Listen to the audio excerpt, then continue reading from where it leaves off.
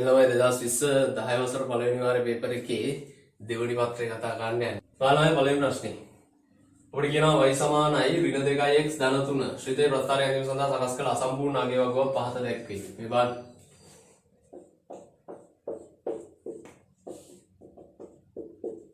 එකකට දීලා තියෙනවා 5 3 1 කියන අංක තුන දීලා තියෙනවා. රොමිලක් එකකින් කියනවා වගුවේ ස්ථාන සම්පූර්ණ කරන්න. ස්ථාන සම්පූර්ණ කරන්න කියන්නේ මෙහෙමයි. මේ සමීකරණය ලියනවා y සමානයි ඍණ 2x ධන 3. ඒකලා මෙතන x වෙනුවට මුලින්ම මේ ඍණ 2 ආදේශ කරනවා. එතකොට ඍණ 2 වරක් ඍණ 2 ධන 3. හරි? එතකොට ඍණ 2 ඍණ 2 ගුණ කරනවා ධන 4යි. ධන 4ට 3ක් එකතු කරනවා කීයද? 7යි. මේ ස්ථානට 7ක් එනවා. ඊළඟට y සමානයි ඍණ 2x ධන 3 කියලා ආයෙමත් සමීකරණය ලියලා මෙතන ඍණ 2 වරක් x වෙනුවට දැන් දාන්න ධන 2. ඒකට 3ක් එකතු කරා. එතකොට ඍණ 2 ධන 2 ගුණ කරාම ඍණ 4යි. ඍණ 4ට 3ක් එකතු කරාම ඍණ 1යි. මේ ස්ථානට ඍණ 1යි කියලා ලැබෙනවා. නේද? ඊළඟට අංක දෙකෙන් කියනවා රොමිලාකන් දෙකෙන් කියනවා කණ්ඩායම තලයේ ඉහත ශ්‍රිතේ ප්‍රස්ථාරය අඳින්න. ඒතකොට කාඩිසිය තලයක් ඇද ගන්න මේ විදිහට.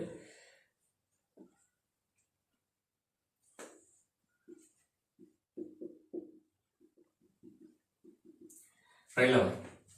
දැන් ලක්ෂ ලකුණු කරගන්න මේ ලක්ෂයේ ඍණ 2 7. ඍණ 2 7 කියන්නේ මෙහෙමයි. මේ ඍණ 2 ඉඳලා මෙතෙන්ද ගිහලා මේ හරියින් වගේ ටිකක් තියාගන්න. ඍණ 2 7 කියලා. ඊළඟට ඍණ 1 5. ඍණ 1 5 කියන්නේ මෙන්න මේ හරිය වගේ.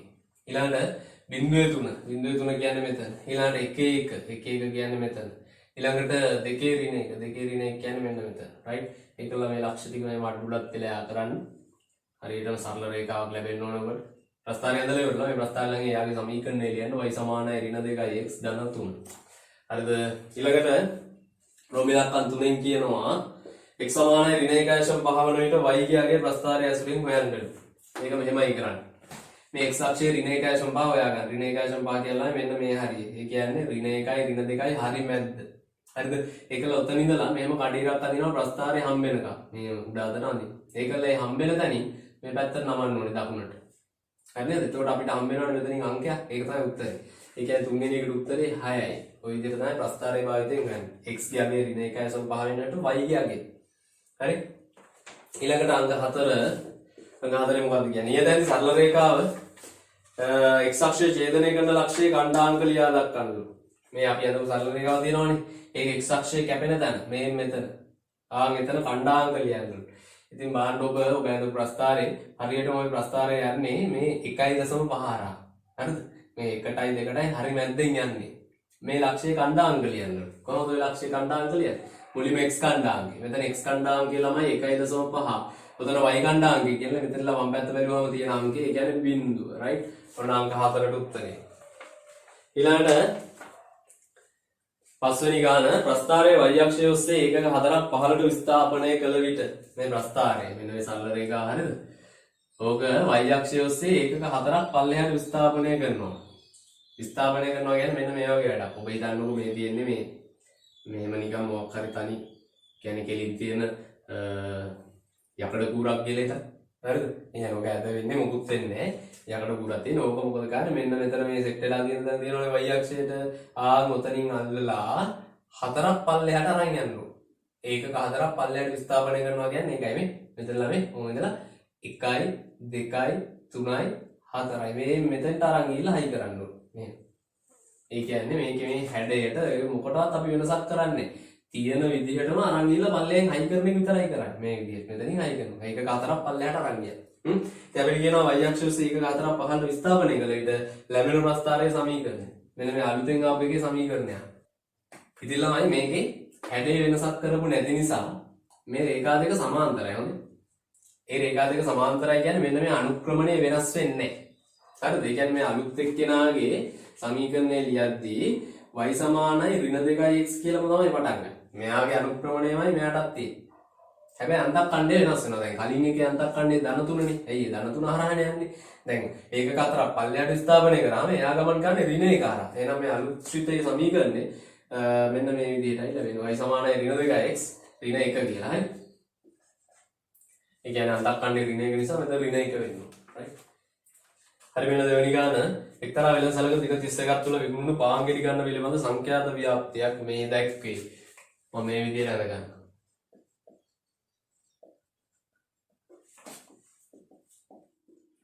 රයිට් ළමයි. මේ බලන්න දැන් මෙතන මුලින්ම මේ දින ගන්න කියන්නේ සංඛ්‍යාත. ඒක ඔබ දැනගෙන ඉන්න ඕනේ. කියන්නේ F right සංකේත F නේ. අංක 1 රොමිලක එකෙන් අහනවා මේ සංඛ්‍යාත ව්‍යාප්තිය පරාසය හොයන්නලු. පරාසය. මේ වගේ ව්‍යාප්තියක පරාසය ගන්නේ මේ පළවෙනි තීරයේ තියෙනවානේ. ඒක වැඩි මාගෙන් අඩු මාගේ අඩු කරන්න. ඒ කියන්නේ 15න් 10ක් අඩු ගන්න. එතකොට පරාසය 5යි. අංක 2 සංඛ්‍යා ව්‍යාප්තියේ මාතය අහනවා. එතකොට මාතය ගන්න මෙහෙමයි. මේ සංඛ්‍යාතයේ තීරයේ තියෙනවානේ. ඒකේ වැඩි මාගේ හොයා ගන්නවා. වැඩි මාගේ 7නේ. ආන්ගේ 7 ගෙලින් මේ පැත්තේ තියෙනවානේ අංකයක් කීයද බලන්න ළමයි 13නේ. ආන් ඒ නිසා අපි කියනවා මාතය 13යි කියලා. හරි ඊළඟට සංඛ්‍යාත ව්‍යාප්තියේ මධ්‍යස්ථය අහනවා.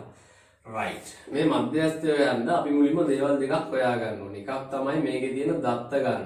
දත්ත ගන්න කියන්නේ මේ සංඛ්‍යාතයේ තීරයේ එකතුව. ඉතින් මේක එකතුව බලන්න 3යි 5යි 8යි 8යි 14යි මෙතන 21යි 27යි 4යි 31ක් කියලා එනවා. මේකේ දත්ත තියෙනවා 31ක්. ඊළඟට අපි ගන්න ඕනේ මධ්‍යස්ථය සඳහා ලැබෙන අගය පිහිටන ස්ථානය. ඒක ගන්න මෙහෙමයි. මේ දත්ත ගන්න ඔත්තේ නම් ඔය දත්ත ගන්න එකක් එකතු කරලා දෙකෙන් බෙදන්න ඕනේ. එතකොට මධ්‍යස්ථයට ගන්න ඕනේ අගය තියෙන ස්ථානය එනවා. එතකොට 31කට එකක් බෙදුවා 32යි. ඒක දෙකෙන් බෙදුවා කියන 16. මධ්‍යස්ථයේ තියෙන 16 වෙනි ස්ථානය. දැන් මධ්‍යස්ථය හොයන්නේ මෙහෙමයි.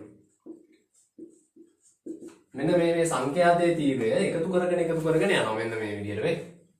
3යි 5යි 8යි. 8යි 6යි කියද 14යි. 14ට 7ක් එකතු කරපු ගමන් 21 වෙනවනේ. ඒ කියන්නේ 16 පහු කරගෙන යනවනේ. මෙතෙන්ට එනකොට එකතු දැන් මෙතෙන්ට එනකොට එකතු 14යිනේ ළමයි. හරිද? ඊළඟ මේක එකතු කරපු ගමන් මේ 16 කියන උත්තරේ පයින්නවා නේද? ආන් ඒ වෙලාවට අපි කරන්නේ දැන් මෙතෙන්ට මේක එකතු කරපුවම 16 පයින්නවනේ. එතකොටම වම් පැත්ත බලන්න ඕනේ වම් පැත්තේ තියෙන අංකේ. හරි නේද? ඒකල්ලා මෙන්න මේ උත්තරේ මධ්‍යස්ථයේ විදියට දෙන්න. හරි නේද?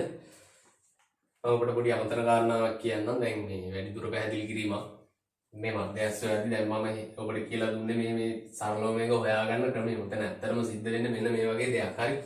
දැන් මේ වගුවේ තියෙන දත්ත ටික අපි වගුවක් නැතුව නිකන් ලියුවොත් මෙන්න මෙහෙම ලියන්නේ. හරි කොහොමද දන්නවද?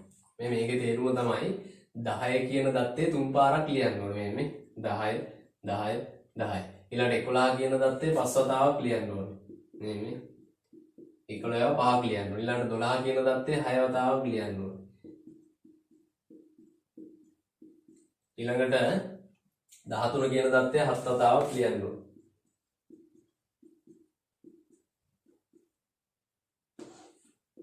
තව තියෙනවා ළමයි. ඊටම දෙන්නවා ලිව්වේ නැහැ. හරි. තව තියෙනවා 14 6ක් ලියන්න ඕනේ. 15 4ක් ලියන්න ඕනේ. හරිද? ඉතින් ඔය වගේ දෙන දත්ත ටික ආරෝහණ පිළිවෙලට සකස් කරොත් ඔය විදිහට තමයි ලියෙන්නේ. ඔබට මතක ඇති මේ වගේ දත්ත ටිකක් ආරෝහණ පිළිවෙලට ලියලා හරි මැද තියෙන එක්කෙනා හොයාගත්තොත් අන්න ඒකට කියනවනේ අපි මධ්‍යස්ථය කියලා. හරි. මේ දත්ත ටිකේ හරි මැද තියෙන අගේ. අන්නේ හරි මැද තියෙන අගය තියෙන්නේ 16 වෙනියට කියන එක තමයි මේ හොයාගත්තේ. මේ දත්ත සමූහයේ හරි මැදට එන අගය තියෙනවානේ.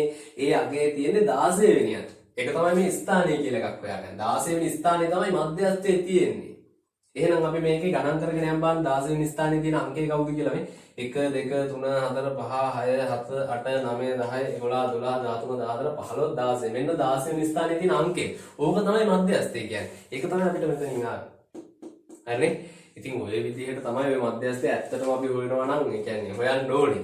නමුත් ඉතින් ඔය වගේ දත්ත ලියාගෙන එහෙම කරන්න ගියාම වෙලාව ගත වෙනවානේ. ඒකයි අර වගේ කෙටි ක්‍රමයක් අපි පුරුදු වෙලා ඉන්නේ. හරිද? ස්ථානයේ 16 කියලා හොයාගෙන මේ පැත්ත එකතු කරගෙන ඉද්දි 16 පැනපු ගමන් වම් පැත්ත බලන්න. එතකොට උත්තරේ ලැබෙනවා. හරි?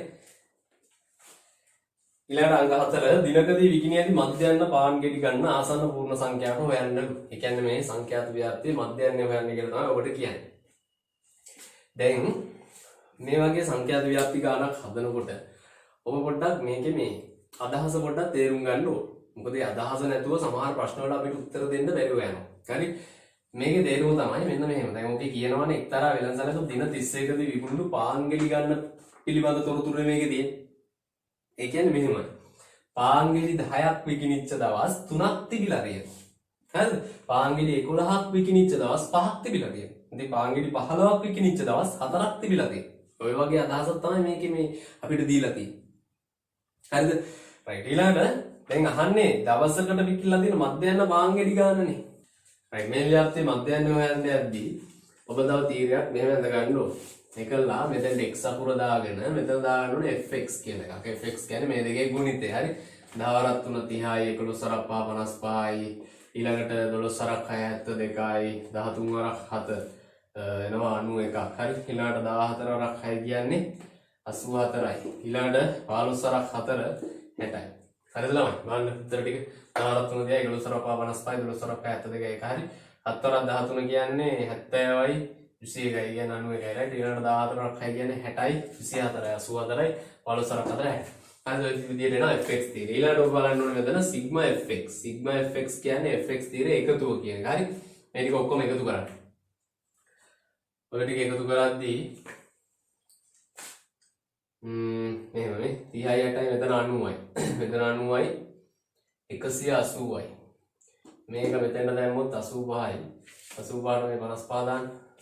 එතකොට එනවා 90යි 140ක්. 140ට අර කලින් 180 එකතු කරන්න. 180 140 කියන්නේ 280යි 320යි. හරි. 320ට මේ 72 එකතු කරන්න ළමයි. එතකොට එනවා 392ක්. රයිට්. මෙන්න එකතුව 392යි. දැන් ඊළඟට ගන්න ඕනේ මෙන්න මේ සිග්මා f. ඒ කියන්නේ මේ f තීරය එකතු සංඛ්‍යාත තීරය එකතු. හරි. ඒ ටික එකතුව අපිට මතකයි 31ක් ආවා. දැන් ඔබ හොයන්න ඕනේ මධ්‍යන්තය. right මධ්‍යන්තය වන්නේ මේමයි සිග්මා fx එයා බෙදන්න ඕනේ සිග්මා fk. Sigma fx 392යි. ඒක 31 න් බෙදන්න ඕනේ. මෙන්න 392 31 න් බෙදනවා. 39ට 31 එකයි 31යි ඉතුරු 8යි.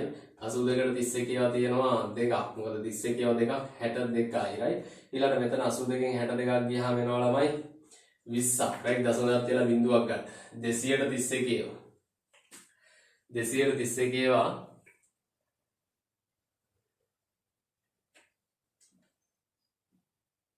හයක් විතර දෙනවා හරි. right 31 ඒවා 6ක්. 18 186ක් එනවා. හරිද? එතකොට මෙතන ආපහු ඉතුරු වෙනවා 200න් 186ක් ගියාම 14ක් විතර. right ඒ ඇති ළමයි හරි. මේ ඊට වැඩි බෙදන්න අවශ්‍යතාවයක් නැහැ.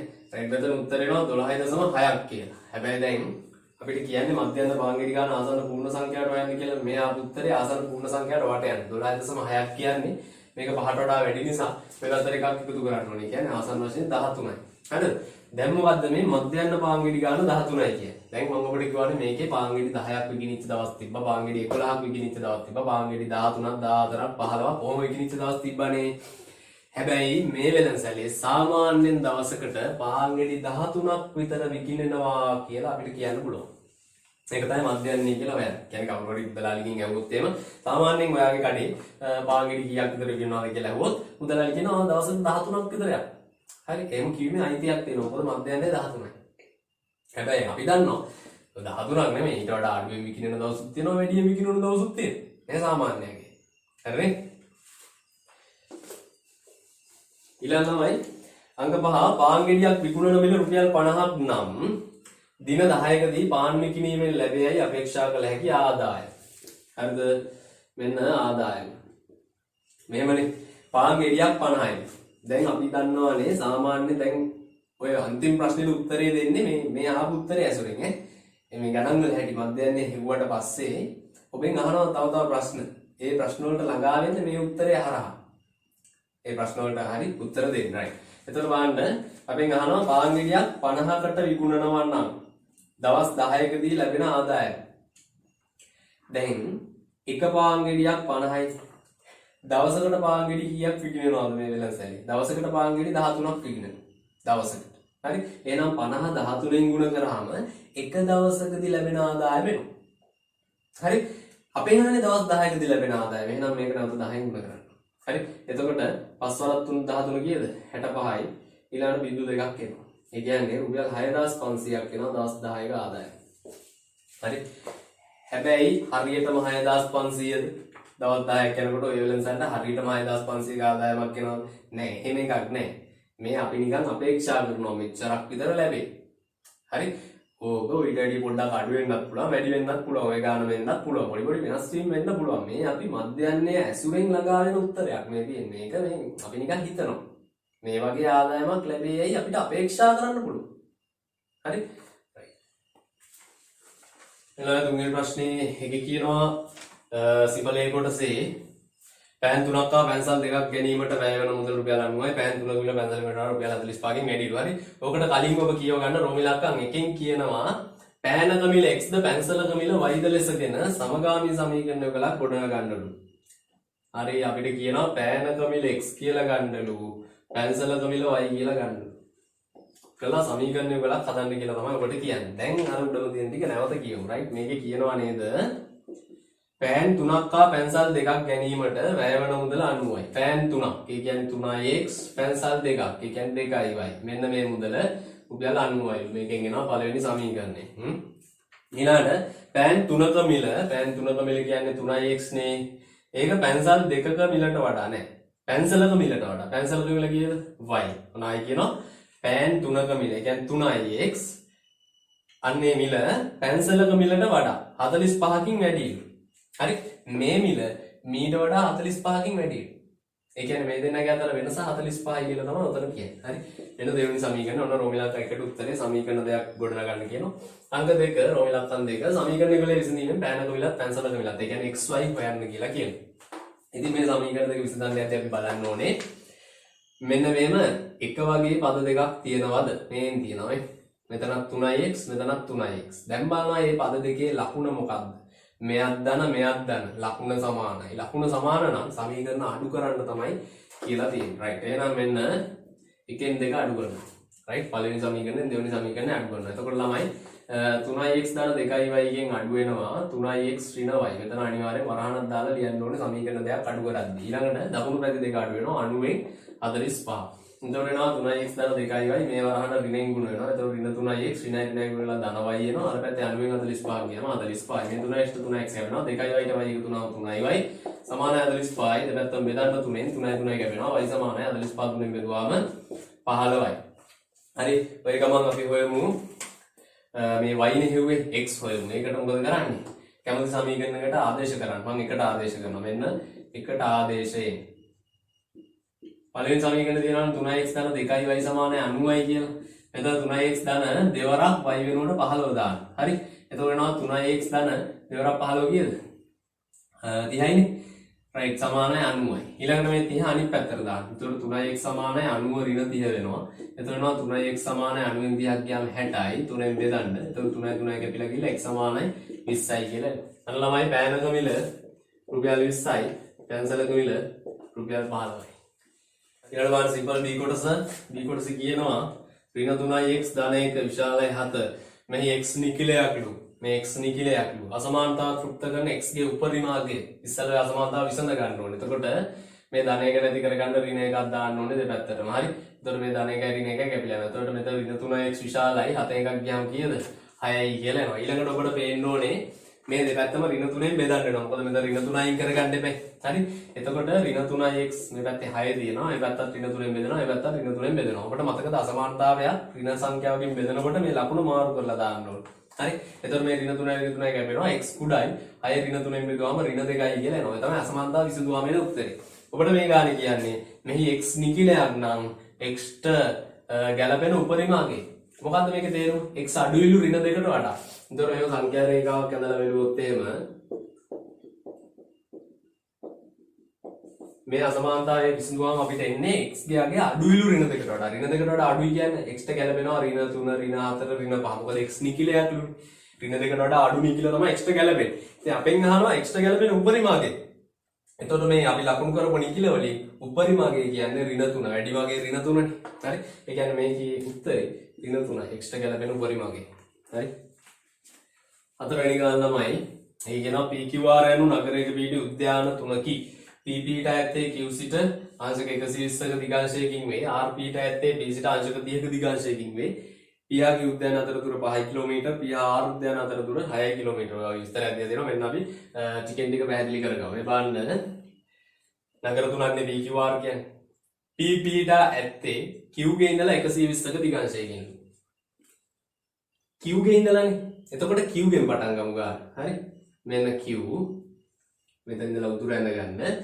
P කියන කෙනා පිහිටලා තියෙන. P කියන නගරේ පිහිටලා තියෙන්නේ Q ගේ ඉඳලා 120ක දිගාංශය. ඒ කියන්නේ මෙන්න මේ වගේ පැත්තකින්. හරි. මේ වගේ පැත්තක තමයි P තියෙන්නේ. හරි. ඔව් ඔය විදිහට. ඊළඟට R පිට ඇත්තේ P ගේ ඉඳලා 30ක දිගංශයකින් මේ බලන්න R තියෙන්නේ P ගේ ඉඳලා 30ක දිගංශය. එතකොට P ගේ ඉඳලා උතුර ඇඳලා එතනලා 30ක්මයි ඉන්න ඕන. මේ වගේ දිගංශයකින් තමයි R තියෙන්නේ. මෙතන කෝණය 30යි. ඊළඟට PQ දුර දීලා තියෙනවා කිලෝමීටර් 5යි.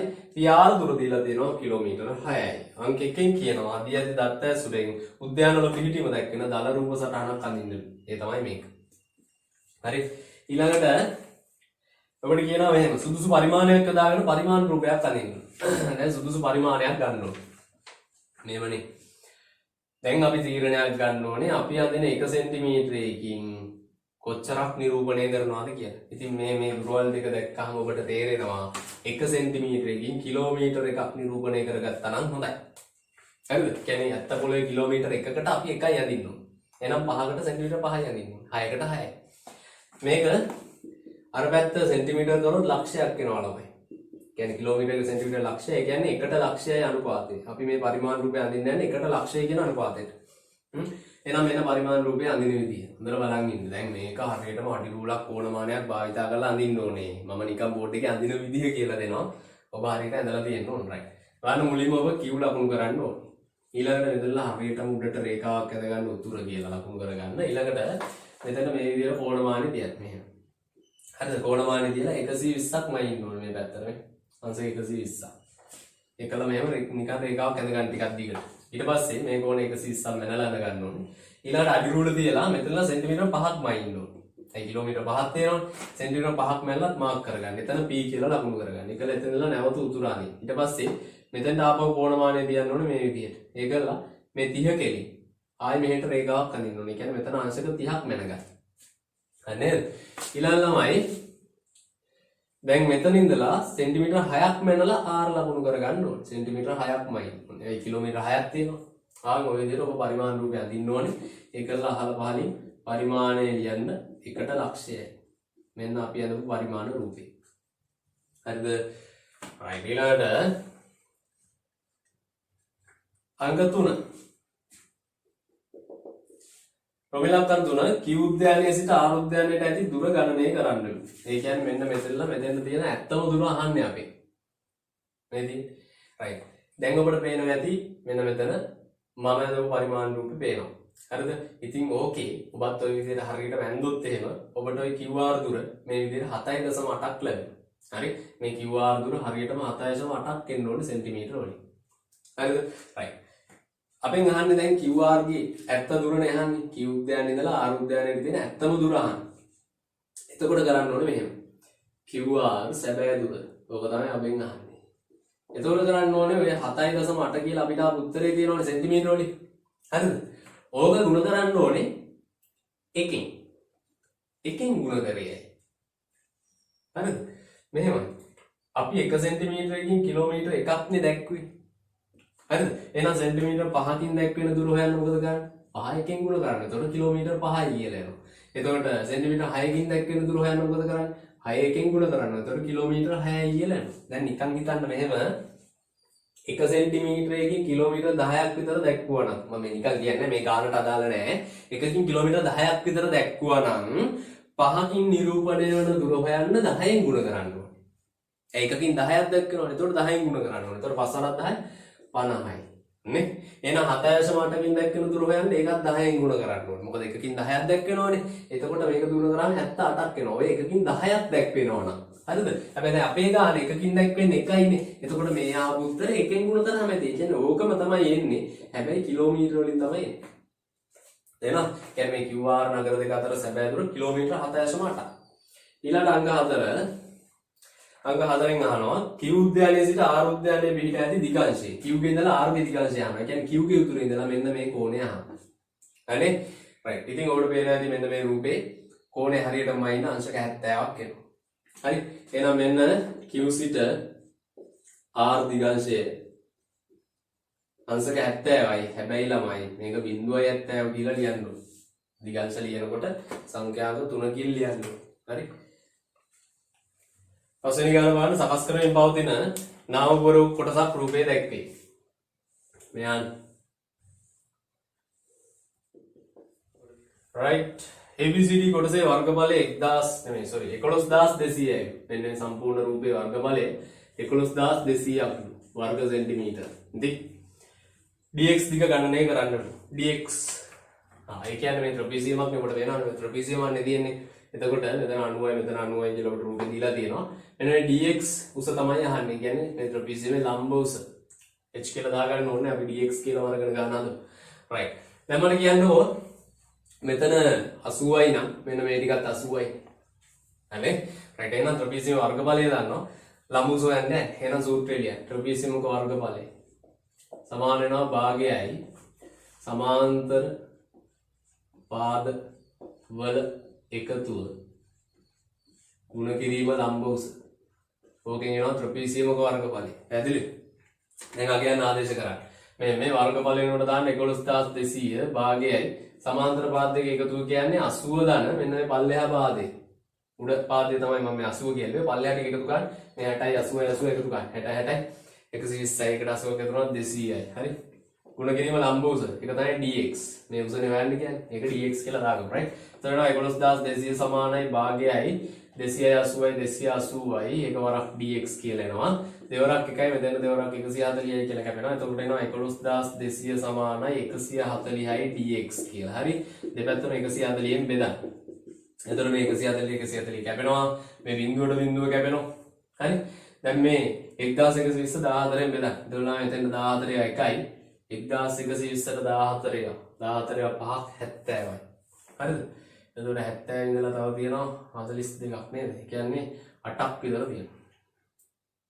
8යි බිඳුවයි. හරි? මෙන්න dx උස එනවා සෙන්ටිමීටර් 80ක් කියලා.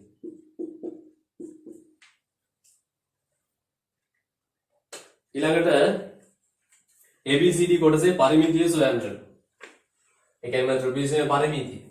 පොඩි අවුලක් තියෙනවා නේද? මේ පල්ලෙහා පාදේ දන්නවා. මේකත් දන්නවා. පරිමිතිය හොයන්න මේ පාදේ දිගයි මේ පාදේ දිගයි ඕන වෙනවා. ඒක දන්නේ නැහැ. එහෙනම් කොහොමද ඒක හොයන්නේ? මෙන්න මේ. මම හොයන්නේ මේ AD. ඔබ බලන්න දැන් මෙන්න මේක අපි හොයාගත්තනේ 80යි කියලා. මේ ටික දීලා තියෙනවානේ 60යි කියලා. මෙතන 90යි. මේක ත්‍රිකෝණයක් නේ. මේක කර්ණ පාදේනේ. එහෙනම් මොකද්ද මේ කියන්නේ හදන්නේ? පයිතගොරස් දාන්න කියලා. right? පයිතගොරස් ප්‍රමේය දාපු ගමන් මේ AD එනවා. හරි නේද?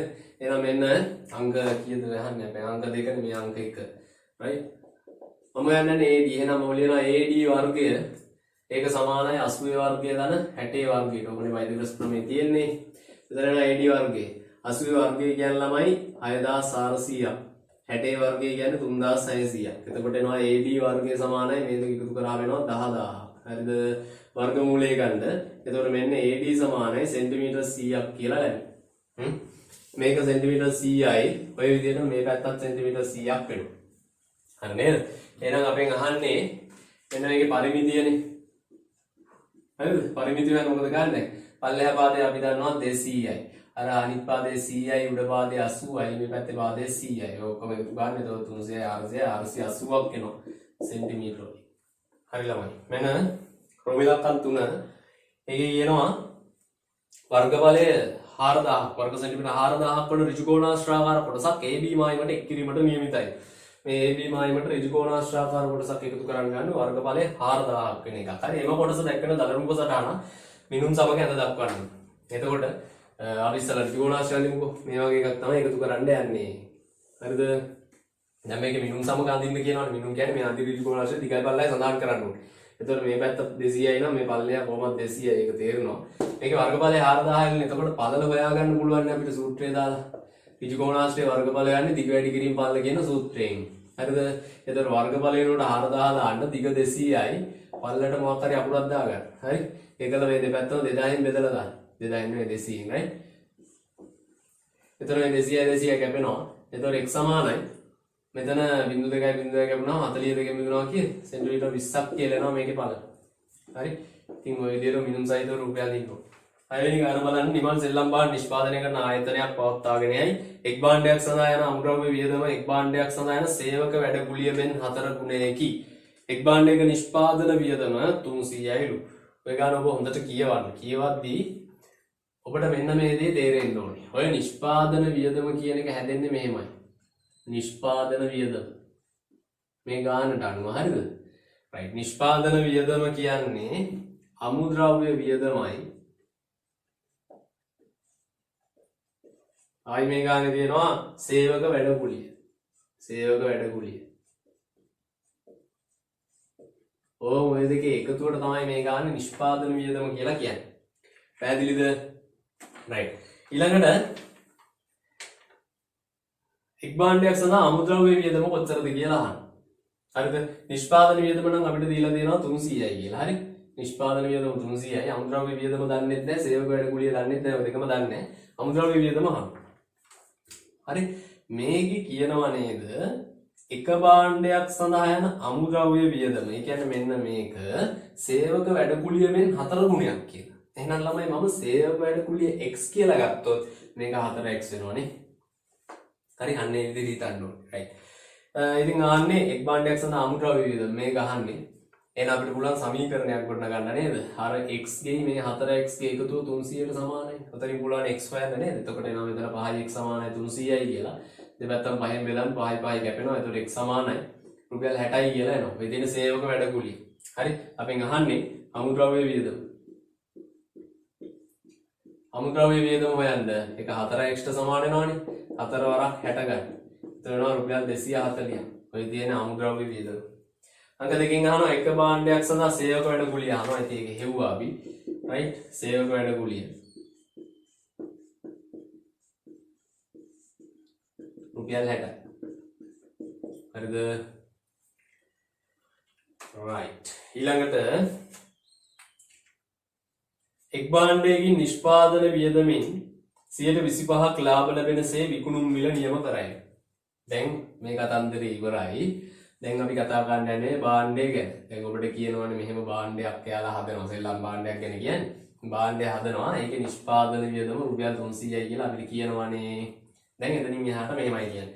මේ එක භාණ්ඩයක නිෂ්පාදන වියදමින්. ඒ කියන්නේ 300න් 25%ක් ලාභ ලැබෙනසේ විකුණුම් මිල නියම කරනවා. මොකද්ද මේ 25%ක් ලාභ ලැබෙන විදිහට මිල නියම කරනවා කියන්නේ? හරිද? ඒ මෙහෙමයි. නිෂ්පාදන වියදම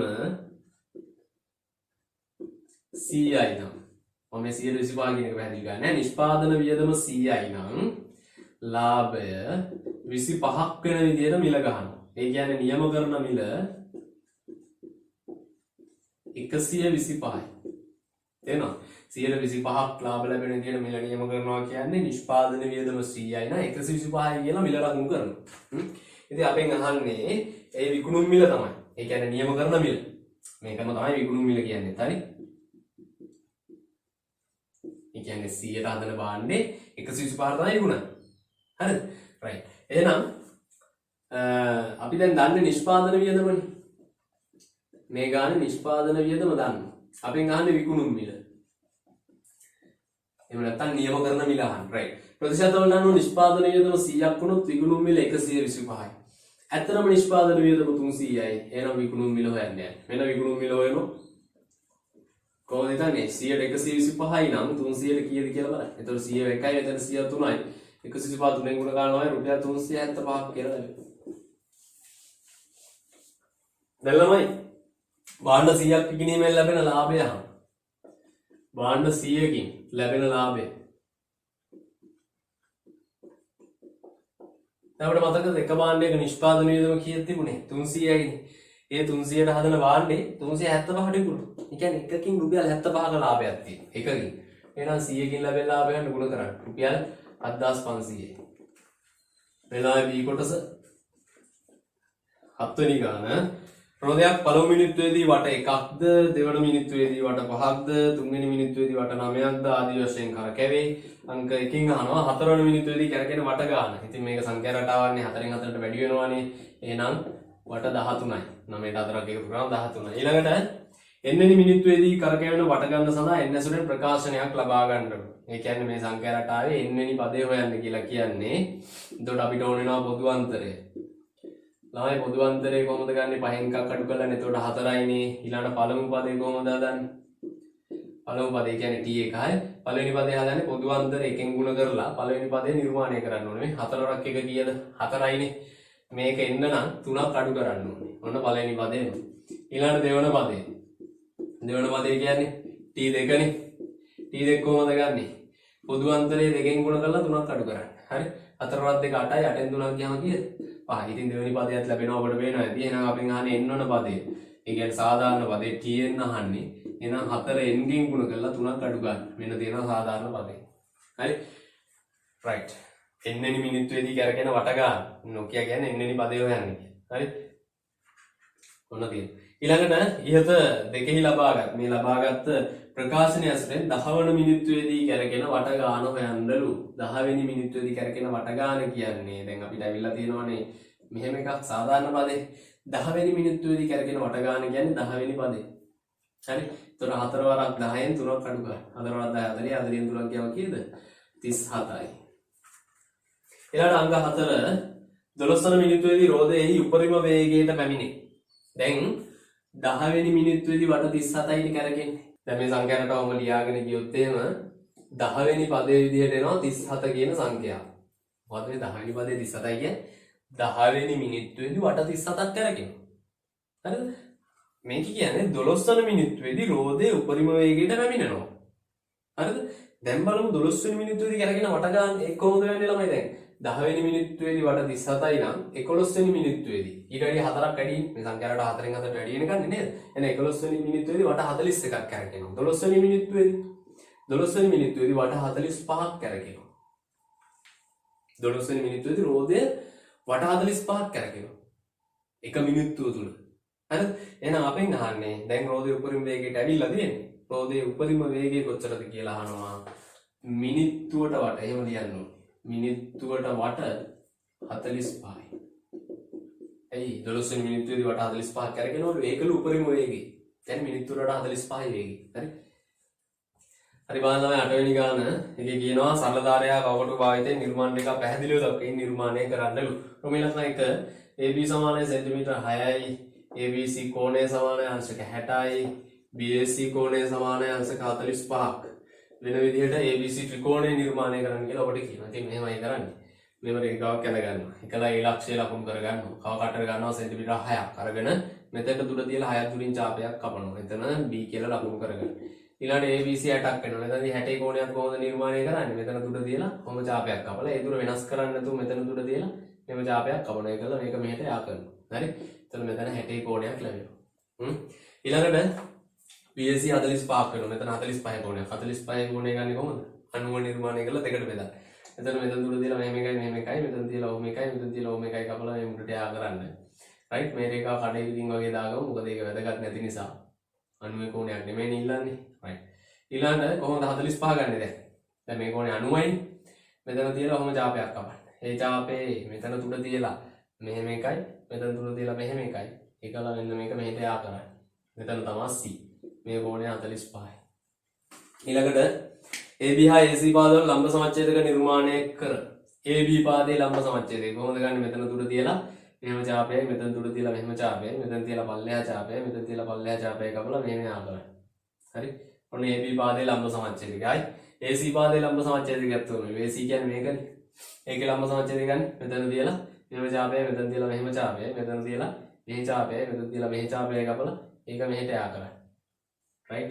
ඔන්න ඒ ලම්බ සමච්ඡේදක දෙක කැපෙන තැන ඊට පස්සේ කියන ඕ ලෙස නම් කරන්න. ඊළඟට ABC ලක්ෂහරහා යන්නා ඌද ඕ කේන්ද්‍රයේ උද වෘත්තය අදින්න. මෙතනට කව කට්ටේ තුඩ තියලා පැන්සල A ලක්ෂයට ගියේ.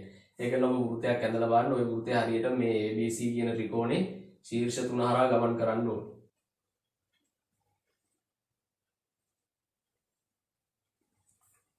ඉතින් කව කට්ටෙන් අදින්න එතකොට ලස්සන රූපයක් එයි.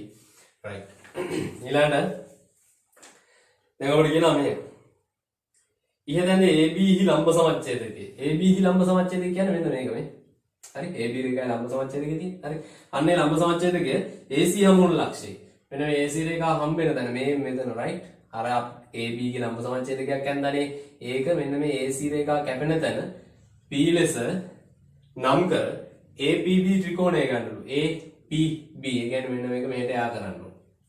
හරිද? ඔන්න APB ත්‍රිකෝණය ලබා ගන්න කියලා කියනවා. ඊළඟට ABP හි අගේ ABP කියන්නේ කොයි කෝණයද? මෙන්න මේකේ හරියට තේරුම් ගන්න මේ කෝණය. මේ 60 කියලා තියෙන්නේ මේ ලොකු කෝණය right? ඒක නෙමෙයි මේ කෝණේ ABB කෝණේ. හි අගය මැනීමෙන් තොරව සොයන්නලු. අන්නේ කෝණේ මයින් නැතුව කීයද කියලා. ඔය කෝණය 45යි right. ABB කෝණය අංශක 45ක් වෙනවා හරියට මෙන්න මේක. ඉතින් අපිට කියනවා ඒ සඳහා භාවිත කළ ජ්‍යාමිතික ප්‍රමේය ලියා දක්වන්න. මොකද්ද ප්‍රමේය? කොහොමද ඔබ 45යි කියලා කියන්නේ මයින් නැතුව? ඔබ ඇඳපු ගේ මැනලත් බලන්න 45ක් එන්න ඕනේ හරියටම. හරිද? අපි මයින් නැතුවනේ කිව්වේ කොහොමද කිව්වේ මෙහෙම. ඔබ දන්නව නේද මෙහෙම ලක්ෂ දෙකකට සමදුරින් යන පතේදී අපි ලම්බ සමච්ඡේදකය කියන්නේ. මොකද්ද මේ ලම්බ සමච්ඡේදකය කියන එක තේරුම තමයි මෙන්න මෙහෙම අදහසක්. හරි? මේ බලන්න මෙන්න මේ ලක්ෂයේ ඉඳලා මෙතෙන්ට මොකක් හරි දුරක් තියෙනවනේ යම් කිසි දුරක්. ඒ දුරමයි මේ ලක්ෂයේ ඉඳලත් මෙතෙන්ට තියෙන්නේ. මේ දෙක සමානයි. කොතෙන්ද ගත්තත් උන් තමයි. අපි හිතමු මේ ලක්ෂයේ ඉඳලා මෙතෙන්ට තියෙන දුර මෙතරක් කියලා දැන්. එහෙනම් මෙතනලා මෙතෙන්ට තියෙන දුරත් මේ දුරට සමානයි. ඒ කියන්නේ මේක 10යි නම් මේක 10යි. මේක 7යි නම් මේ දුරත් 7යි. ඒ කියන්නේ හැම වෙලාවෙම මේ අපි මොකක් හරි ලක්ෂ දෙක ලම්බ සමච්ඡේදකයක් ඇන්දොත් එහෙම ඒ ලක්ෂ දෙකේ ඉඳලා ලම්බ සමච්ඡේදකයේ ඕනෙම තැනකට තියෙන දුරවල් දෙක සමානයි. කොයි සිද්ධිය මේකෙත් තියෙනවනේ. මේකනේ අපේ ලම්බ සමච්ඡේදකේ කොයි දෙන්නගේද? මේ ලක්ෂයේ B ලක්ෂයේ. එහෙනම් A ලක්ෂයේ ඉඳලා මෙතෙන්ට තියෙන දුරයි B ලක්ෂයේ ඉඳලා මෙතෙන්ට තියෙන දුරයි මොකද වෙන්නේ? සමානයි. හරිනේ? right. ඔය දුරවල් දෙක සමාන නිසා තමයි මේ කෝණය 45යි කියලා කිව්වේ. ජ්‍යාමිතික ප්‍රමේය මොකක්ද? මේ දුරවල් දෙක සමානයි කියන්නේ මේක මොන පාද ත්‍රිකෝණයක්ද? සමද්විපාද ත්‍රිකෝණයක්. හරි? මේ පාද දෙක සමානයි නම් එයාගේ සම්මුඛ දෙක සමානයි කියලා ප්‍රමේයක් තියෙනවනේ. හරි? එහෙනම් අපි භාවිතා කළ ජ්‍යාමිතික ප්‍රමේය මොකක්ද කියලා අහනවා. ප්‍රමේය ලියන්න ඕනේ මෙහෙම.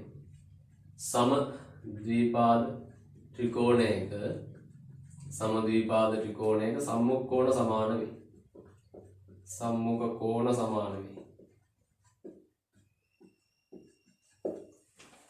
මෙන්න ළමයි නවනි ගාන මේ දක්වන ඝනකාභාකාර ඒ බඳුන සම්පූර්ණයෙන් ජලයෙන් පිරියත් මෙවන් මෙම් වාදනයක් ඔබට දීලා තියෙනවා. A කියලා එක්කෙනෙක් එයාගේ දිග 40යි පළලේ උස x B කියලා වාදනයකුත් දීලා තියෙනවා පල්ලෙහින්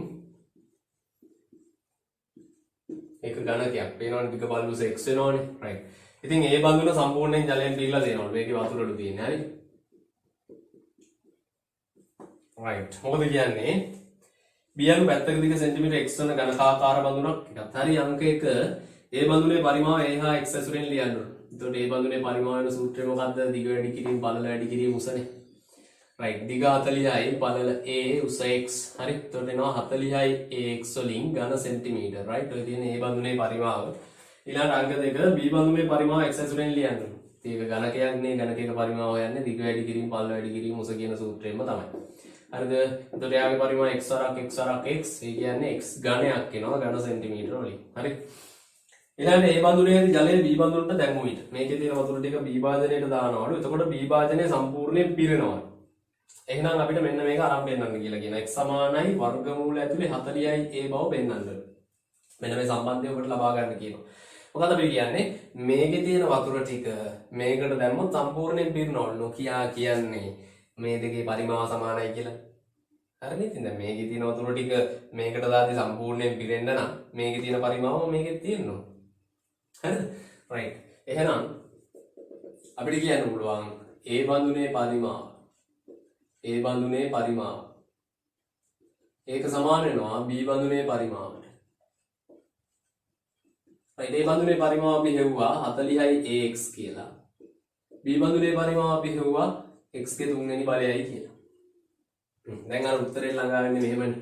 මෙතන 40 ගුණ කිරීම a ගුණ කිරීම x. මෙතන x ගණය කියන්නේ x වරක් x. මේ x අකුරට මේ x අකුර කැපෙනවා. හරි. එතකොට මෙතන තියෙනවා 40යි a එකක්. අර පැත්තේ තියෙන x අකුරු දෙකයි. ඒ කියන්නේ x වර්ගය.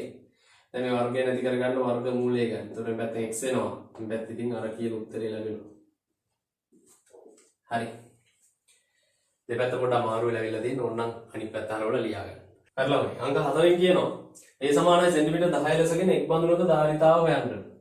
a ගේ අගේ 10යි කියලා ගන්න. එතකොට මෙහෙමනේ දැන් ඔබ හිතන්නකෝ දැන් මේකේ ධාරිතාව හොයන්න ගියා කියලා. එතකොට මේක දන්නවා. මේ a දීලා තියෙනවා. පොඩි අවුලක් තියෙනවා x දන්නේ නැහැ. එතකොට අපිට සිද්ධ වෙනවා මුලින්ම x හොයාගන්න. x හොයන්න නැතුව එකකවත් ධාරිතාව හොයන්න බෑ. දැන් කොහොමද x හොයන්නේ? මේ වාදන දෙකේ ධාරිතාව හොයන්න කලින් x හොයන්න ඕනේ. මෙහෙම. මේ තියෙන උත්තරය. හරි. මෙන්න අංක 4 කරන්න යන්නේ බලන්න. අපිට අයිලා තියෙනවා නේද x සමානයි මෙන්න මේකට කියලා. එන එක ලියනවා x සමානයි වර්ගමූල 40යි. එතකොට x සමානයි වර්ගමූල ඇතුලේ 40 වරක් ඒ වෙනුවට 10 දාගන්න. එතකොට එනවනේ x සමානයි 40 වරක් 10 400යි නේ 400 වර්ගමූලය කියලාමයි 20යි. ඔන්න x ලැබෙනවා. දැන් ඉතින් x දන්නවා කියන්නේ මේ භාජන දෙකෙන් ඕන එක ධාරිතාව හොයන්න පුළුවන්. මේකක් දන්නවා මේකක් දන්නවා මේකක් දන්නවා. හරි. ඉතින් අපි හොයමු මොකේද? ඒහි ධාරිතාව හොයමුද? රයිට්.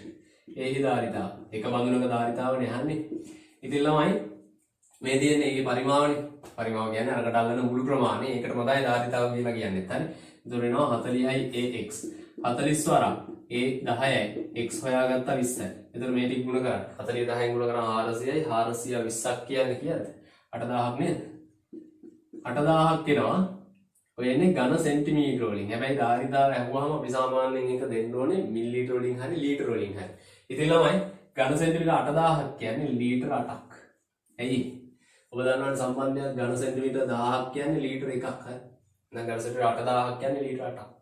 කියන්නේ මේ වාදනයට අල්ලනවා වතුර ලීටර 8ක්. එහෙනම් ඒකටත් 8යි තමයි. ඇයි? ඒ දෙකේ පරිමාණ සමානයි කියලා කිව්වොත්. බලන්න මේ දාවලි ගන්න. ඔබට මෙහෙම සිම්පල් ඒ යටතේ කුලක කීපයක් දීලා තියෙනවා.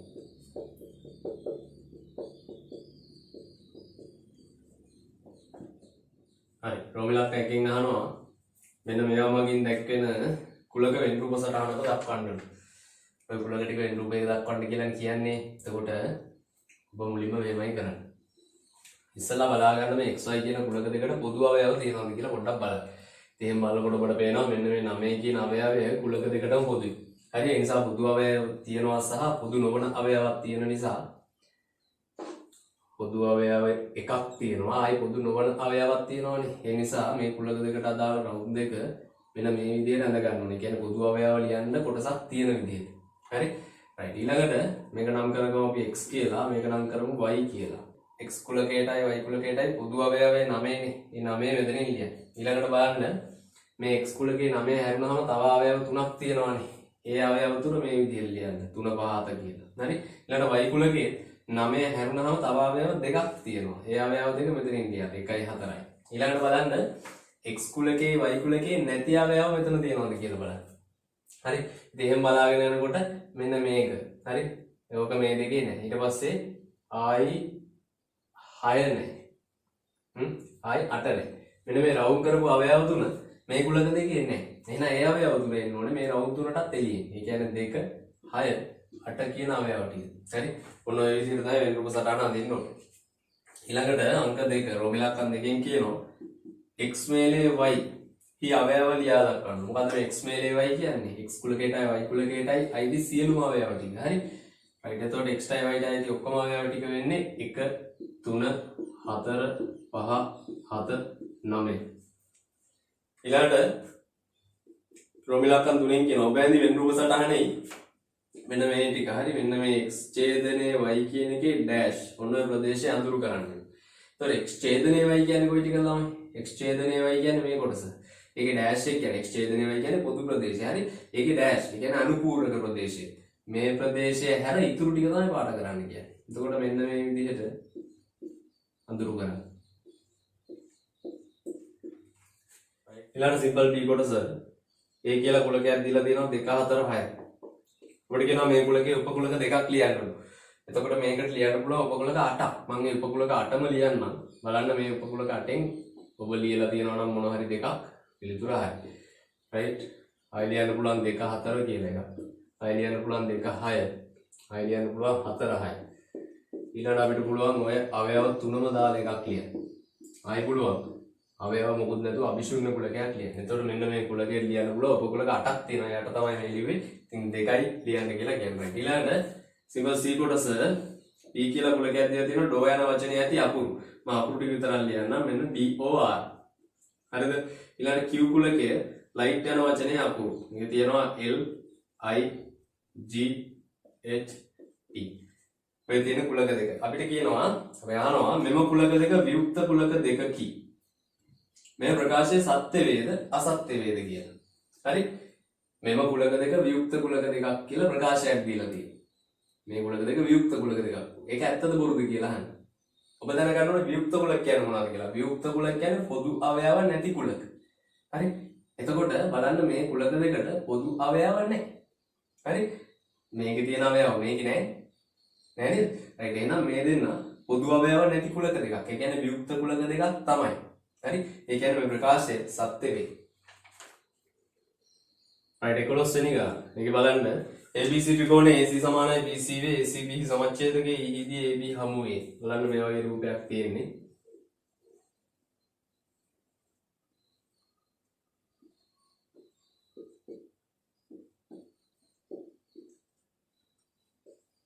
ආලවයි මේකේ තියෙන දත්ත මොනවද බලන්න AC සමානයි BC. මෙන්න මේ AC කියන පාදය BC පාදයට සමානයිලු. මම ඒක මේ හරියට ලියලා තියාගන්නම්. AC සමානයි BC එක දත්තයක්. ඊළඟට ACB සමච්ඡේදකේ. මෙන්න මේ ACB කියන කෝණය මෙන්න මේ කෝණේ. හරි. ඒ කෝණේ සමච්ඡේදකේ. ඒ කියන්නේ මෙන්න මේ රේඛාවට සමච්ඡේදකේ කියන්නේ හරිද? ඒ සමච්ඡේදකේ ED AB හම්බුයි. හරිනේ? පැහැදිලිනේ? මේ කෝණයේ සමච්ඡේදකේ නම් මේ තියෙන්නේ මේ කෝණ දෙක සමාන වෙනවා. හරිනේ? ලොකු කෝණය හරියටම දෙකට බෙදලා නේනම් මේ රේඛාව ගමන් කරන්නේ. right. අහන පළවෙනි ප්‍රශ්නේ. ඔබට කියනවා ACE ත්‍රිකෝණය අංග සම බව පෙන්වන්නලු BCE ත්‍රිකෝණයට. හරි. ඔන්න ත්‍රිකෝණ දෙක අංග සමයි කියලා පෙන්වන්න. බලන්න ACE කියන්නේ කවුද කියලා? ACE එනදී මේ ලොකු ත්‍රිකෝණය ඒක අංග සමයි කියලා පෙන්වන්න ඕනේ BCE කියන ත්‍රිකෝණයට. BCE කියන්නේ මෙන්න මේ ත්‍රිකෝණයට. ඉතින් බලන්න. මෙන්න මේ AC කියන පාදය එයා සමාන වෙනවා අර පැත්තේ BC කියන පාදයට. ඒකට හේතුව දත්තය දීලා තිබුණා ළමයි. ඊළඟට මෙන්න මේ කෝණයට සමානයි. හරිද? ඒ කියන්නේ මේ ACE කියන කෝණය සමානයි BCE කියන කෝණයට. ඒකටත් හේතුව දත්තේ. එයි අපිට කිව්වනේ මේ තියෙන සමච්ඡේදකය කියලා. ඒ නොකියා කියන්නේ මේ කෝණ දෙක සමානයි කියලා නේ. හරි. ඊළඟට මෙන්න මේ CE පාදය. ඒක සමානයි CE ටමයි. එයි පොදු පාදය. හරිනේ? right. එම නිසා අපිට කියන්න පුළුවන් ACE ත්‍රිකෝණය අංග සමයි BCE ත්‍රිකෝණයට. මොකක්ද අවස්ථාව? බලන්න. පාදයකුයි කෝණයකුයි පාදයකුයිනේ අපි ලිව්වේ නේද? right. එහෙනම් පාද කෝණ පාද අවස්ථාව යටතේ ත්‍රිකෝණ දෙක අංග සමයි. ඊළඟ රෝම ඉලක්කම් දෙක ප්‍රශ්නේ ඔබට කියනවා PQ ලම්බකයි CE බව පෙන්වන්න. PQ CE කියන රේඛා දෙක ලම්බක බව පෙන්වන්න. PQ කියන්නේ මෙයා CE කියන්නේ මෙයා. ඉතින් ওই රේඛා දෙක ලම්බක බව පෙන්වන්න කියන ළමයි අපි කරන්නේ මෙහෙමයි. ওই රේඛා දෙක ඡේදන වෙන තැන තියෙනවා නේද මේ මෙතන. ඔතන මේ හැදෙන එක කෝණයක් 90යි කියලා පෙන්වනවා නම් හරි. මේ එක කෝණයක් 90යි කියලා ඔප්පු කරොත් එතකොට ওই රේඛා දෙක ලම්බකයි කියන එක බය නැතුව කියන්න පුළුවන්. හරිනේ. right. කොහොමද දැන් මේ එක කෝණයක් 90යි කියලා පෙන්වන්නේ? මේ බලන්න තමයි. මම මෙන්න මෙහෙම ලියනවා. මේ කෝණය මේ කෝණයට සමානයි නේද? දැන් වෙන තැනකින් පටන් ගන්න ඈ. බලන් ඉන්නකො. මේ කෝණය මේ කෝණයට සමානයි. බලන්න AEC එයා සමාන වෙනවා BEC කියන කෝණයට. මොකද්ද හේතුව? ඇයි මේ දෙන්න සමාන වෙන්නේ? දැන් ඔබ ටිකට කලින් මේ ලොකු ත්‍රිකෝණ දෙක අංග සම කරානේ. ඒ ත්‍රිකෝණ දෙක අංග සම නම් මේ කෝණ දෙක සමාන වෙන්න බෑ. හරි? එහෙනම් එතෙන් හේතුව ත්‍රිකෝණ අංග සම වීම. ත්‍රිකෝණ අංග සම වීම. ඒ නිසා මේ කෝණ දෙක සමානයි. මම ලියනවා නැවත මේ කෝණ දෙක එකතුව. හරිද? ඒ කියන්නේ AEC ධන BEC right. මේ කෝණ දෙක එකතු 180ක් වෙනවා. ඒකට හේතුව සරල රේඛාවක් මත කෝණ. සමාන 180යි. හේතුව සරල රේඛාවක් මත කෝණ. සරල රේඛාවක් මත කෝණ. දැන් ළමයි මේ AEC කියන කෝණය මේක BEC ට සමානයි. AEC BEC ට සමානයි. එහෙනම් මම AEC වෙනකොට BEC වම දාලා ලියනවා. හරි? BEC ධන BEC. මේ BEC එක මෙතන තිබුණානේ කලින්. right. සමානයි 180ට. BEC ට BEC එකතු වුණාම 2යි BEC සමානයි 180යි. දැන් ඔබට පේනවා දෙපැත්තම දෙකෙන් බෙදෙනවා. ඒතර කැපිලා ගිහිල්ලා BEC එයා සමානයි අංශක 90යි කියලා එනවා. මේ මොන කෝණයද? මෙන්න මේක. ඒක 90යි කියලා ඔප්පු කරා. BEC කෝණය. right ළමයි. දැන් මට කියන්න පුළුවන් නේද මේ BEC කෝණය සමාන වෙනවා කියලා මෙන්න මේකට. මේ BEC කෝණය මේකට සමානයි. ඒකට හේතුවක් තියෙනවා. අපිට පේනවාද මේ රේඛා දෙක සමාන්තරයි කියලා දීලා තියෙන්නේ. එතකොට මේවට කියනවානේ අපි අනුරූප කෝණ කියලා. හරි? මේ විදිහට හැදෙන කෝණ වලට කියනවා අනුරූප කෝණ කියලා. එහෙනම් අනුරූප කෝණ වලින් මේ කෝණය මේ කෝණයට සමානයි. හරි නේද? right. එහෙනම් BEC සමාන වෙනවා. මෙතෙන් අපි අකුරක් දාගමු. තියෙනවානේ B කියලා. right. මේ BEC කෝණය සමාන කාටද? CDQ ට. හරි ඒකට හේතුවක් තියෙනවා හේතුව අනුරූප කෝණ හරි right දැන් අපිට කියන්න පුළුවන් අර CDQ කෝණයම නිසා CDQ කෝණය එයත් කියනවා තමයි අංශක 90ක් වෙනවා ඇයි මේ කෝණයට සමානයි නම් මේකත් අංශක 90යි ඉතින් ඔක 90යි කියන්නේ ඔය රේඛා දෙක ලම්බකයි තමයි ඉතින් අපිට ඕන වෙන 90 බව ඔප්පු කරගන්න දැන් ලියන්න එබැවින් PQ ලම්බකයි CE වේ හරි ඊළඟ රෝමලත්තන් තුනෙන් ඔබට කියනවා ACE ධන CBE සමානයි CDP බව පෙන්වන්න ඕන කෝණ ටික කොහෙද තියෙන්නේ කියලා හොයාගන්න ACE කියන්නේ කවුද බලන්න ACE කියන්නේ මෙන්න මේ හරියට දාලා තියෙන කෝණය හරි මම අනිත් කෝණය මොකද දාන්නම් අපිට අවශ්‍ය විතරක් ඉතුරු කරන්න ACE හරි right ACE ඊළඟට මේ කෝණය CBE කියන්නේ කවුද CBE කියන්නේ මෙන්න මේ කෝණය මෙතන කතරයක් දාගන්න අන්න ඔය කෝණ දෙක එකතුව සමානයි කියලා පෙන්වන්නලු CDP ට CDP කියන්නේ මෙන්න මේ කෝණය මේකට සමානයි කියලා තමයි පෙන්වන්නේ කියන්නේ මේ කෝණේ එකතුව මේකට සමානයි කියලා පෙන්වන්න ඕන ඉතින් කොහොමද කරන්නේ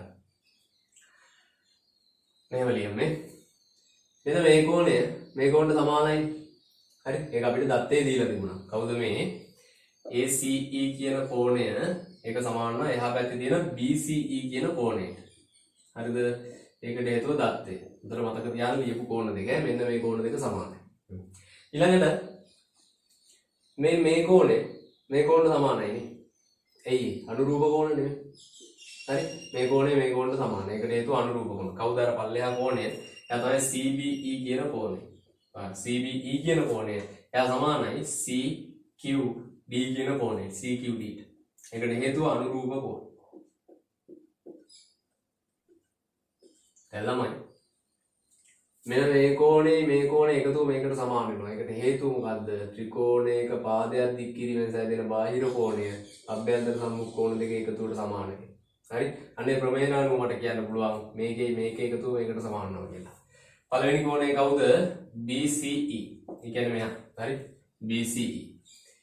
එයාට එකතු කරාම මෙන්න මේ කෝණය CDQ නෑ CQD. හරි? අනේ කෝණ දෙක එකතු කරාම ඒක සමාන වෙනවා කාටද? මෙන්න මේ කෝණයට. ඒ කියන්නේ CDP ට. ඒකට හේතුව ත්‍රිකෝණයක පාදයක් දික් කිරීමෙන් සෑදෙන බාහිර කෝණය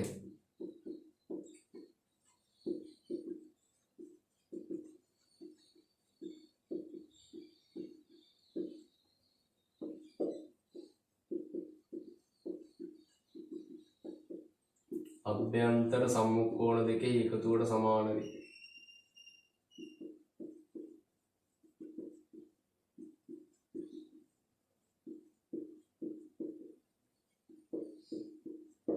right. දැන් බලන්න. දැන් අපිට ඕන උත්තරේ බලන්නකෝ. දැන් අපිට ඕන උත්තරේ CDP තියෙනවා හරි. ඒක මෙතෙන්ට ඇවිල්ලා තියෙනවා. හැබැයි අපිට ඕනේ ACE නේ. මෙතන තියෙන BCE. ඔබ තැනක ලියුවා නේද මෙන්න BCE කෝණය මේදී BCE කෝණය ACE ට සමාන වෙනවා කියලා. එහෙනම් මේ BCE වෙනුවට ACE දාන්න. හරි? ඒ දෙන සමාන නිසා ඊළඟට මෙන්න මෙහා වෙනුවටත් අපි එක්කෙනෙක් ලියාගෙන ඉන්නේ CQD. මේ CQD වෙනුවට අපි ලියලා තියෙනවා CBE. ඒ දෙන සමානයි. එහෙනම් CQD වෙනුවට CBE දාලා ලියන්න. සමානයි CDP. මෙන්න මේ උත්තරේ තමයි ඔබට ගන්න කියන්නේ. ඉතින් මෙන්න 12 වෙනි ගාන. ඒක ඔබට මේ වගේ රූපයක් දීලා තියෙනවා. බලන්න. හරි P Q U T S ධනාර ගාන මෙහෙම කියනවා P Q U S යනු සමාන්තර ආශ්‍රය P Q U S මෙහා සමාන්තර ආශ්‍රයයක්. එතකොට ඒවා කියවපු ගමන් මේ විදිහට දත්ත ලකුණු කරගන්න තොරතුරු දාගන්න. right ඊළඟට T යනු SU පාදයේ මත පිහිටි ලක්ෂයක්. මේ T කියන්නේ SU මත තියෙන ලක්ෂයක් එක පැහැදිලි. ඊළඟට දික්කල BS රේඛාවත් දික්කල BS රේඛාව නේද? PS කියන රේඛාව මෙහෙට දික් කරලා තියෙනවා. right දික්කල QT රේඛාව. QT කියන්නේ මෙයා එයත් මෙහෙට දික් කරලා තියෙනවා. එදෙන R වීදී හමුවේ පැහැදිලි. ඊළඟට RQ හි මධ්‍ය ලක්ෂය. RQ කියන්නේ මේ රේඛාව. එයාගේ මධ්‍ය ලක්ෂය T ලු. ඒ කියන්නේ ඔබ ලකුණු කරගන්න ඕනේ මේ දෙක සමානයි කියලා. හරි? ඉතින් ප්‍රොමිලත එකකින් කියනවා PQ සමානයි 2ST බව පෙන්වන්න. PQ කියන්නේ කවුද බලන්න? PQ කියන්නේ මේ පල්ලෙහා පාදය. ඒක සමානයි 2ST. මෙන්න මේකේ දෙගුණයට සමානයි කියලා පෙන්වන්න ඕනේ පල්ලෙහා පාදේ. ඉතින් මෙහෙමයි කරන්නේ. මම මුලින්ම මේ ත්‍රිකෝණ දෙක අංග සම කර ගන්නවා ළමයි. එකට තොරතුරු ඕනේ. මෙන්න මෙහෙම මේ පාදයට සමානයි. ඒකට හේතුව දත්තේ නේද? මේ බව තමයි පෙන්වන්න තියෙන්නේ. මම මුලින්ම ලියනවා RT සමානයි TQ. ඒකට හේතු විදිහට මම ලියනවා දත්තේ. දීලා දෙනවා. ඊළඟට ඔබට පේනවා ඇති මෙන්න මේ කෝණ දෙක ප්‍රතිමුඛ කෝණ සමානයි. ඒ කියන්නේ STR කියන කෝණය සමාන වෙනවා QTU කියන කෝණයට. ඒකට හේතුව ප්‍රතිමුඛ කෝණ. හරි. ඊළඟ බලන්න මෙන්න මේ කෝණය ඒක සමාන වෙනවා මෙන්න මේ කෝණයට. ඒකට හේතුව මොකද්ද? ඒකාන්තර කෝණ. හරි. ඒ කියන්නේ RST එයා සමාන වෙනවා TUQ කියන කෝණයට. හේතුව ඒකාන්තර කෝණ. ඒකාන්තර කෝණ. right. එම නිසා මට කියන්න පුළුවන් SRT ත්‍රිකෝණය අංග සමයි U නැත්නම් QUT කියන ත්‍රිකෝණයට. අවස්ථාව මොකද්ද? මේ ත්‍රිකෝණ දෙක අංග සමාන අවස්ථාව. කෝකෝපා. හරි. අපි කෝණ දෙකකුයි පාදයකින් ලිව්වේ. එහෙනම් කෝකෝපා වලින් ත්‍රිකෝණ දෙක අංග සමයි. කෝණ පාද අවස්ථාවේ අංග සම වෙනවා. දැන් මට කියන්න පුළුවන් නේද මෙහෙම එකක්. ඔය ත්‍රිකෝණ දෙක අංග සම නිසා මෙන්න මේ පාදයට සමාන වෙන්න ඕනේ නේද? හරි. එහෙනම් මම ඒක ලියනවා දැන්. ST එයා සමානයි TUට. හේතුව ත්‍රිකෝණ අංග සම වීම. ත්‍රිකෝණ අංග සම වීම. right. දැන් බලන්න ඔබට පෙන්වන්න තියෙන උත්තරේ. මේ බව තමයි පෙන්වන්න තියෙන්නේ. ඔන්න මම උත්තරේට ළඟා වෙන්න හදන්නේ මෙන්න මේ විදිහට බලාගන්න. මම මුලින්ම ලියනවා PQ. හරි. ඔබ බලන්න හොඳට රූපේ. PQ සමානයි SUට. ඔබ හිතන්න බලන්න ඔබට හේතුව මොකද්ද? ඇයි PQ සමාන වෙන්නේ SU කියන පාදයට? හේතුව සමාන්තර ආශ්‍රයක සම්මුඛ පාද. හරි. සමාන්තර ආශ්‍රයක සම්මුඛ පාද.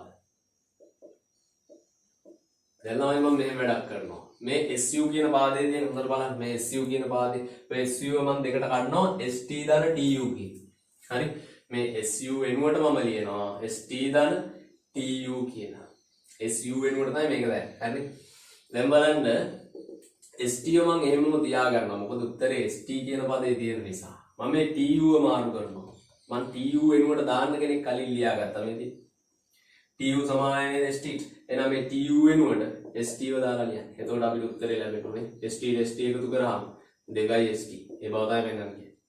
බලන්න මේක නොමිලක්කම් දෙකෙන් කියනවා PST සමද්විපාත ත්‍රිකෝණයක් බව සාධනය කරලා වෙන්නනවා. එතකොට බලන්න මේ PST කියන්නේ මොකක්ද කියලා. මෙන්න මේ ත්‍රිකෝණේ. හරි. ඒක සමද්විපාත බව පෙන්වන්න. සමද්විපාත බව පෙන්වන්න කියන්නේ පාද දෙකක් සමානයි කියලා පෙන්වන්න ඕනේ. එතකොට මෙහා ගන්න කරන විදිය. right. මෙන්න මේ ත්‍රිකෝණයයි මෙන්න මේ ත්‍රිකෝණය මුලින්ම අංග සම කරමු. හරි. ඒයි කියලා පස්සේ කියනවා ඉස්සෙල්ලා බලා ගන්න. බලන්න මේ පෙන්නපු ත්‍රිකෝණ දෙක අංග සම කරන්න අපි ලියමු. මෙන්න මේ බලන්න RT සමානයි TQ.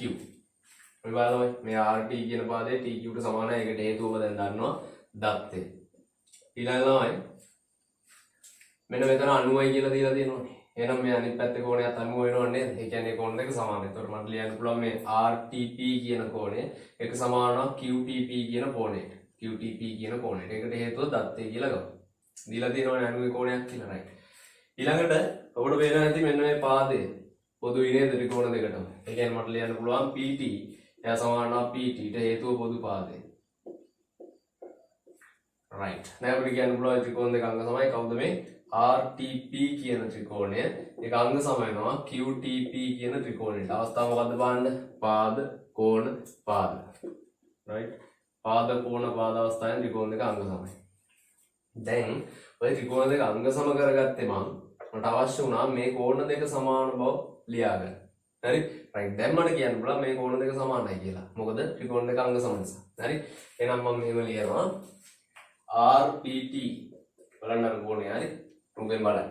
RPT කියන කෝණය එයා සමාන වෙනවා QPT කියන කෝණයට. ඒකට හේතුව ත්‍රිකෝණ අංග සම වීම. right. ඒ කෝණ දෙක සමානයි.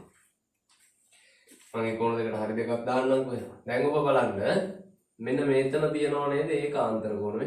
මේ කෝණයත් මේ කෝණයට සමාන වෙනවනේ. right. එහෙනම් මේකටත් මට හරියට දාන්න පුළුවන්. right. ඒ කෝණ දෙකත් මම ඊළඟට ලියනවා. කවුද මේ? STP කියන කෝණය. STP. එයත් සමාන වෙනවා QPT කියන කෝණයට.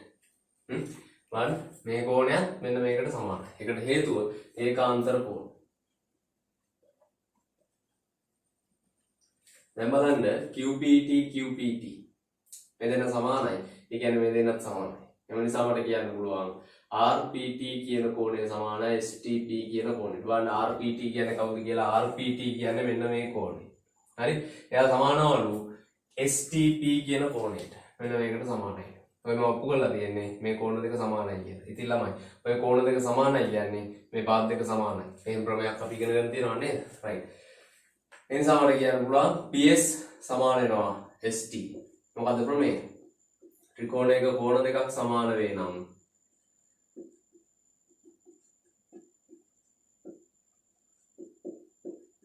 සම්මුඛ පාද සමාන වේ.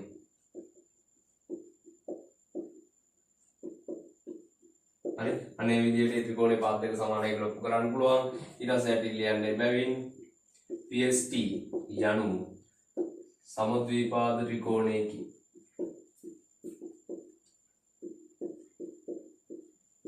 අනේ විදිහටයි මේ PST ත්‍රිකෝණයේ සමද්විපාද බව පෙන්නනවා. හරි